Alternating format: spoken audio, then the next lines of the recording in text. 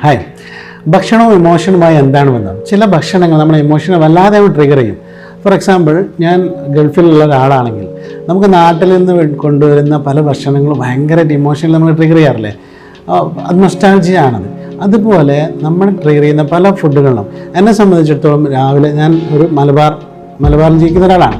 രാവിലത്തെ പത്തിരി, കോഴിക്കറി, ഇപ്പോൾ ഇങ്ങനെ ഓരോ ഭക്ഷണങ്ങൾ ഓരോരുത്തർക്കും ഭയങ്കരമായി ഇമോഷൻ തരുന്നുണ്ട്. അതേപോലെ നമ്മൾ സ്ഥിരമായി കഴിക്കുന്ന സന്തോഷവും കഴിക്കുന്ന ചില ഭക്ഷണങ്ങൾ നമ്മൾ കട്ട് ചെയ്യുമ്പോൾ അത് നമ്മുടെ ഇമോഷൻ വെൽബീയിങ്ങിനെ സ്വാധീനിക്കുന്ന ഒന്നാണ്. അപ്പോൾ ഇത്തരം കാര്യങ്ങൾ നമ്മുടെ ഡയറ്റ് പ്ലാനിൽ വളരെയധികം ശ്രദ്ധിക്കേണ്ടത് വളരെ അത്യാവശ്യമാണ്. സോ നമ്മുടെ ഇമോഷനെ ഹർട്ട് ചെയ്യാതെ, എന്നാൽ നമ്മുടെ ആ ഭക്ഷണം ഒഴിവാക്കുന്നതിലൂടെ നമുക്കുണ്ടാകുന്ന ഗുണത്തെക്കുറിച്ച് കൃത്യമായി മനസ്സിലാക്കി ആ ഇമോഷനെ ട്രീറ്റ് ചെയ്തുകൊണ്ടായിരിക്കണം നമ്മുടെ ഭക്ഷണ രീതി മുമ്പോട്ട് കൊണ്ടുപോകേണ്ടത്.